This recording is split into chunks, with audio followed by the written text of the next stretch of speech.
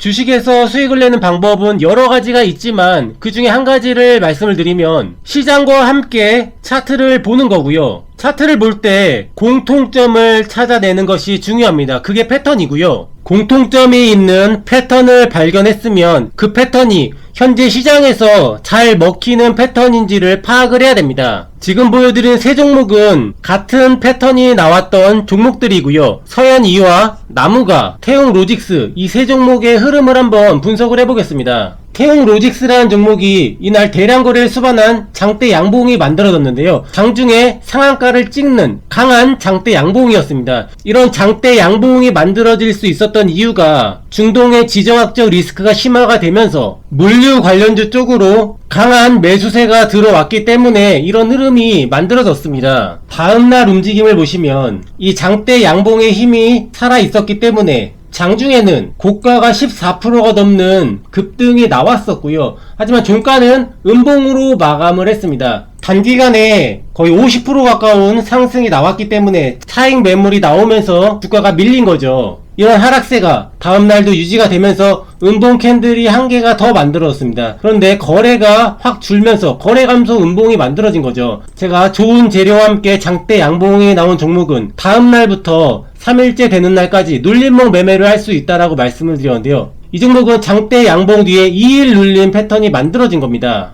음봉 2개 패턴으로 만들었고요. 시장의 하락세가 유지가 되면서 중동의 지정학적 리스크는 계속 남아있는 상황이었습니다. 재료가 살아있는 상태에서 패턴을 만들었기 때문에 매수를 할 수가 있는 거고요. 다음날 장중에 20%가 넘는 급등 흐름이 만들어졌습니다. 이 나무가란 종목은 이날 장대 양봉이 만들어졌는데요. 역시 장중에 상한가를 찍었던 강력한 장대 양봉이었습니다. 애플의 비전 프로가 흥행을 하면서 XR기기 출시 기대감이 만들어지면서 강한 수급이 들어왔던 것이고요. 이 강한 상승세가 유지가 되면서 다음날도 장중에 12.7%까지 급등 흐름이 만들어졌습니다. 역시 이 종목도 단기간에 거의 50%가 넘는 상승세가 나왔기 때문에 차익 매물이 나오면서 이날 음봉이 만들어졌는데요. 다음날 거래가 크게 줄면서 5일선 위에서 음봉 캔들이 한 개 더 만들어졌습니다.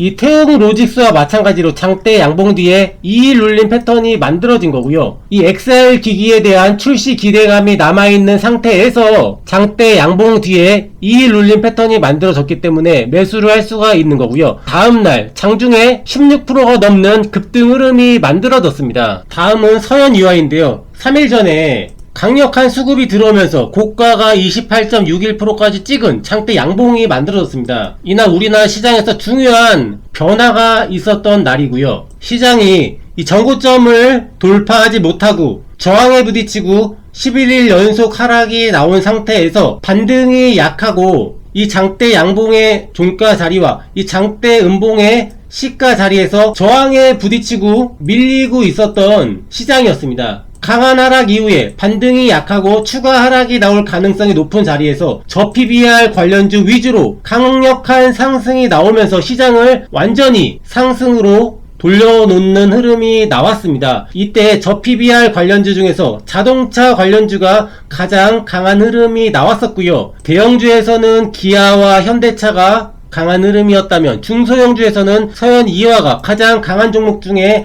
하나였습니다. 시장의 각도 자체가 이 하락 기울기보다 상승 기울기가 가파르게 올라왔고요. 기존의 반도체, AI 관련주가 움직이는 시장에서 저PBR 관련주가 주도 섹터로 새롭게 만들어진 시장이었습니다. 눌리더라도 사실 전고점을 보러 갈 수 있는 가능성이 큰 시장이었고요. 그 시장의 주도 섹터가 바로 자동차 섹터였고요. 그 자동차 섹터 내에서 중소형주에서 가장 강한 종목이 서현이화였기 때문에 이 서현이화를 눌릴 때 공략을 할 수가 있는 겁니다. 다음날 이 상승세가 유지가 되면서 장중에 강한 흐름이 만들어졌지만 역시 이 종목도 단기간에 거의 50%가 넘는 상승 흐름이 만들어졌기 때문에 차익 매물이 나오면서 음봉으로 마감을 했는데요. 다음날 거래가 줄면서 음봉 캔들이 한 개 더 만들어진 거죠. 이 세 종목의 패턴이 모두 동일하게 만들어졌던 겁니다. 그래서 서현 이화도 매수를 할 수가 있는 거고요. 오늘 장중에 거의 14% 가까운 급등세가 만들어졌던 겁니다. 그래서 추천을 드리면서 저도 같이 매매를 했던 이유인데요. 장대 양봉 다음날 저점에서 1차 매수를 진행을 했고요. 어제였죠. 저점에서 2차 매수, 종가에 3차 매수를 진행을 했습니다.